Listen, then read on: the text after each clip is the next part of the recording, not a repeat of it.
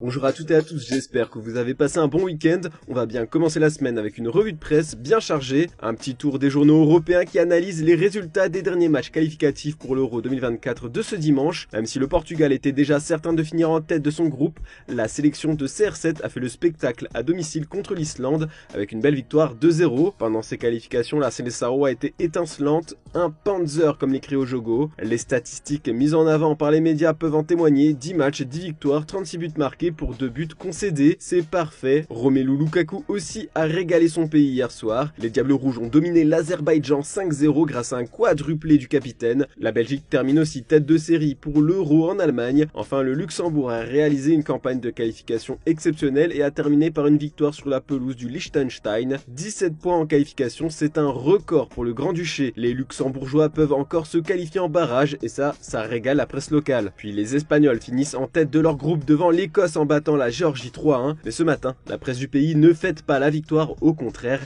elle pleure la blessure de sa jeune star, Gavi. Le Barcelonais s'est blessé au genou droit à la suite d'une mauvaise réception. D'après divers médias espagnols, il souffrirait d'une rupture du ligament croisé antérieur. Vous vous en doutez, avec une blessure pareille, on peut déjà être sûr que c'est une fin de saison pour Gavi, qui ne devrait même pas pouvoir jouer l'Euro. C'est la victoire la plus amère que j'ai connue de ma vie, a déclaré De La Fuente dès la fin du match, visiblement affecté et en colère. Le sélectionneur espagnol a bien résumé ce que ressentent les journalistes supporters de l'Aurora. Il ne nous reste plus grand chose à faire à part prier, a confié son coéquipier Gaïa. Toute la sélection est derrière lui dans cette terrible épreuve, à l'image de Ferran Torres qui a brandi le maillot de son coéquipier Blaugrana après son but. Pour le journal AS, cette victoire est complètement oubliée face à la tragédie qui touche Gavi. Sport lance même ses funérailles, un mot utilisé par De La Fuente pour parler de son joueur. D'après le quotidien, il a longuement pleuré seul dans le vestiaire. Les médias pro-barcelonais comme Mundo Deportivo sont surtout inquiets pour le FC Barcelone. Son absence ne va pas laisser qu'un vide à l'Aurora mais aussi au Barça. L'équipe de Joan Laporta lui cherche sûrement déjà un remplaçant, tout comme le fait actuellement le Real Madrid pour pallier le vide laissé par Vinicius Junior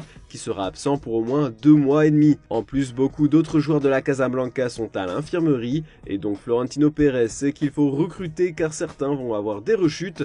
L'actuel deuxième de Liga peut certes s'appuyer sur Roselu et Rodrigo, mais la direction madrilène ne peut s'en contenter, qui plus est pour un club aspirant à remporter toutes les compétitions. Pour son attaque, les merengues auraient ciblé Timo Werner d'après Sport. Même si son retour au RB Leipzig est loin d'être brillant, le buteur allemand a toujours la cote sur le marché des transferts. Le Real envisage de proposer un prêt pour minimiser les frais. On fait le bilan des blessés de Manchester United maintenant, comme on peut le voir sur la une de Manchester Evening News. Marcus Rashford est de retour à l'entraînement. Touché contre Malte, il avait été préservé par Gareth Southgate. Le sélectionneur des Lions s'était toujours montré rassurant au sujet de l'ailier anglais, qui devrait être apte à jouer contre Everton dimanche avec les Red Devils. André Onana, qui s'est blessé avec le Cameroun, est toujours incertain, mais on apprend surtout dans les pages de Mundo Deportivo que Manchester United a pour ambition de s'offrir encore un champion du monde 2018. À en croire les informations du journal espagnol qui s'appuie aussi sur des révélations d'El Nacional, les Red Devils ont ciblé Antoine Griezmann comme priorité du mercato hivernal. Le Français dispose d'une clause libératoire d'environ 25 millions d'euros, ce qui en fait une recrue économiquement réalisable pour Manchester United. Afin de s'attacher les services de l'attaquant des Bleus, les dirigeants mancuniens auraient déjà engagé des discussions avec l'entourage de Griezmann lors d'un déplacement en Espagne. Il souhaite tripler son salaire actuel avec des revenus hebdomadaires estimés à un peu plus de 400 000 euros.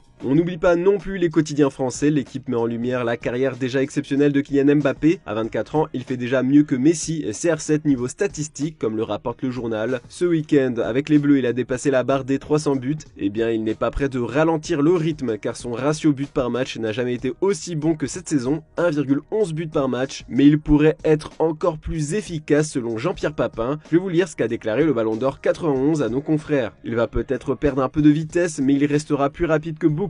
Un joueur avec son intelligence de jeu jouera les coups différemment, avec l'expérience de quelqu'un qui aura vécu ces situations-là des dizaines, des centaines de fois, en se déplaçant au bon moment, dans les bonnes zones. Et puis, il y a quelque chose qu'il ne faut pas oublier, c'est son dernier geste, et ça, il l'aura toujours. Et on va aussi revenir sur la triste blessure de Warren Zaïre-Emery, victime d'une grosse entorse. Si le club de la capitale dispose de nombreux joueurs pour remplacer la jeune pépite, Paris pense aussi revoir ses plans pour le mercato hivernal. Sinon, Luis Enrique envisage de faire remonter Marquinhos d'un cran, comme l'avait fait Thomas Tuchel à son époque. On va terminer cette revue de presse avec une info plutôt effrayante qui a choqué le journal The Sun ce matin. En marge de la Coupe d'Afrique des Nations, l'Égypte a fait le plein de confiance avec un nouveau succès obtenu face à la Sierra Leone 2-0, mais la victoire des Pharaons a vite été reléguée au second plan en raison d'un incident survenu en fin de partie. Présent sur la pelouse, Mohamed Salah a été victime d'une tentative d'agression de la part d'un supporter adverse. À quelques minutes du coup de sifflet final, un fan a sauté des tribunes avec l'intention d'en découdre avec l'attaquant de Liverpool. Heureusement pour ce dernier, bien entouré par ses partenaires, l'agresseur en question a été immédiatement rattrapé, plaqué au sol par des agents de la sécurité avant d'être transporté en dehors du pré. Voilà, c'est tout pour ce lundi. On se retrouve demain matin pour une nouvelle revue de presse. N'oubliez pas le JT Foot Mercato en fin d'après-midi. Bonne journée à toutes et à tous.